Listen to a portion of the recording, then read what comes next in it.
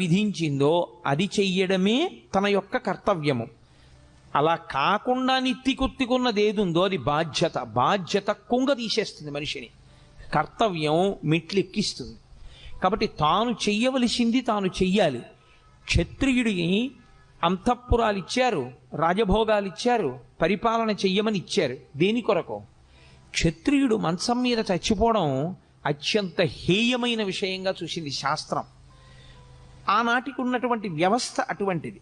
ఆయన 10 మందిని రక్షించాలి. అందుకే తనకి వైరం ఉందా లేదా అనవసరం.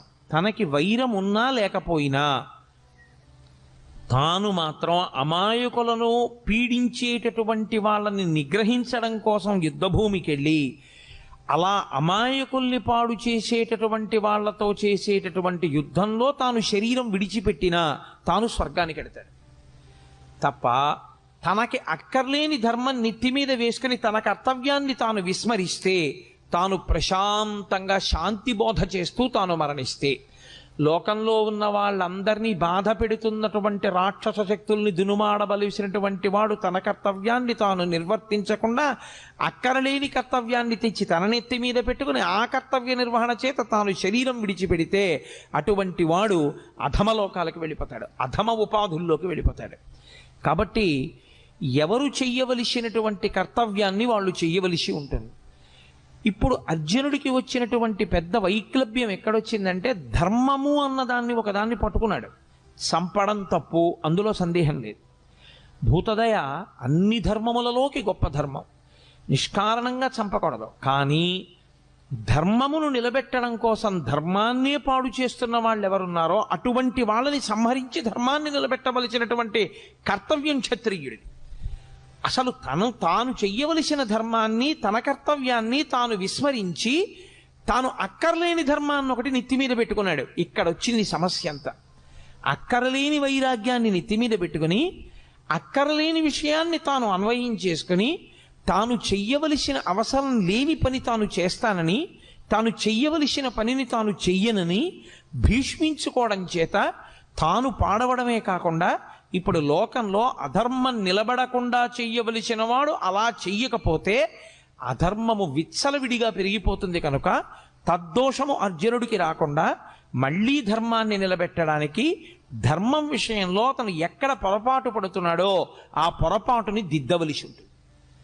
అది అడ్డుపెట్టి మాట్లాడుతున్నది అర్జునుణ్ణి.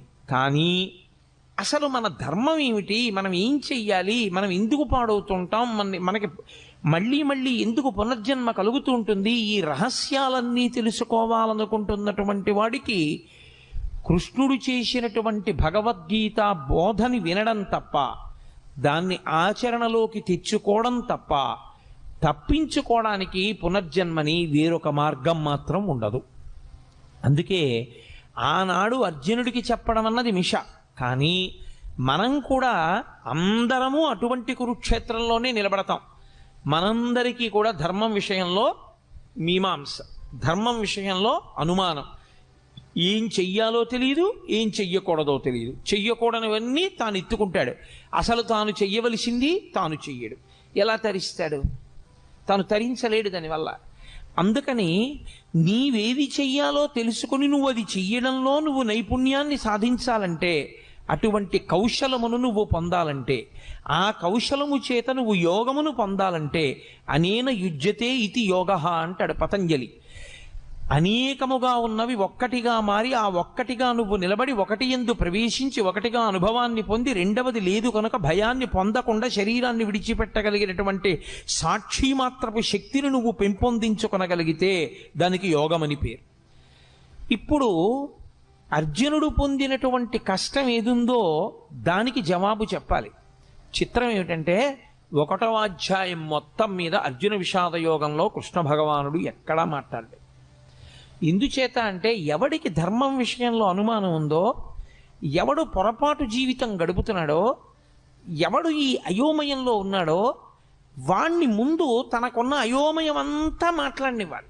కానీ ముందే నోరు నొక్కేశారనుకోండి, అసలు నన్ను చెప్పనిస్తే కదండి అంటాడు. అందుకని ముందు మాట్లాడనివ్వాలి.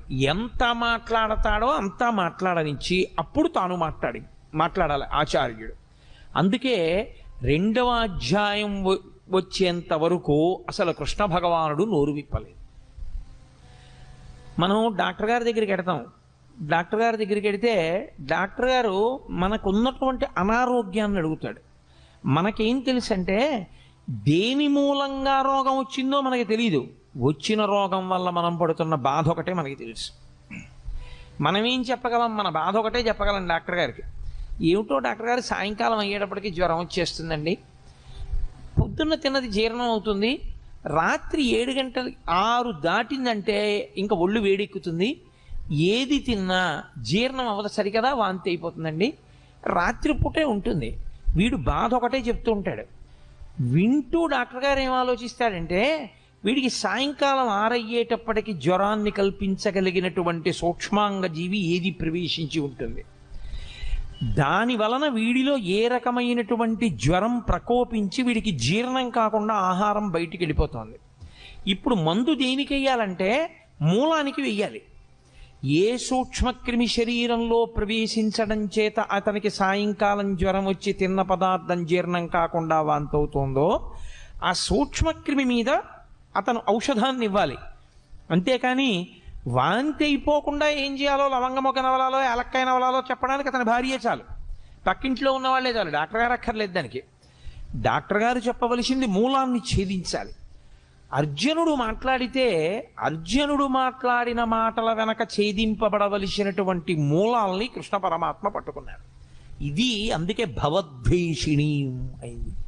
గీతకి భవద్వేషిణి అని పేరు ఉండడానికి కారణం అదే.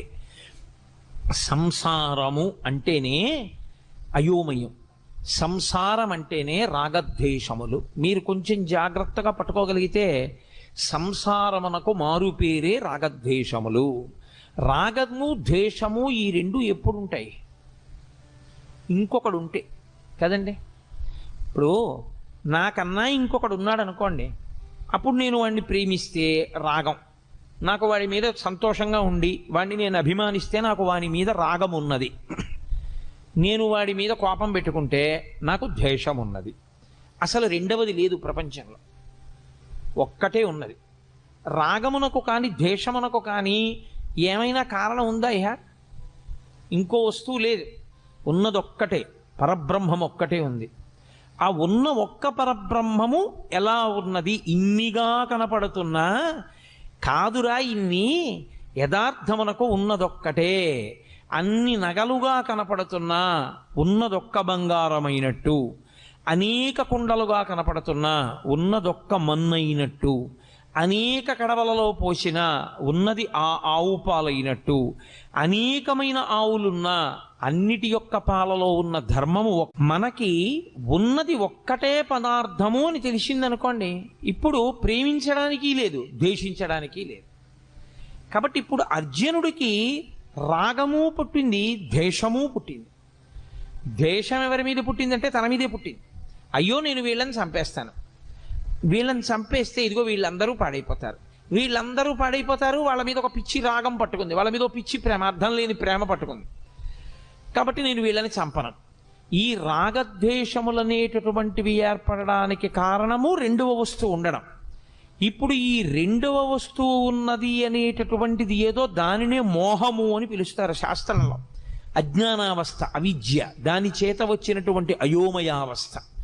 ఈ అయోమయం పోవాలి అంటే గురుబోధ వినా మార్గం ఉండదు.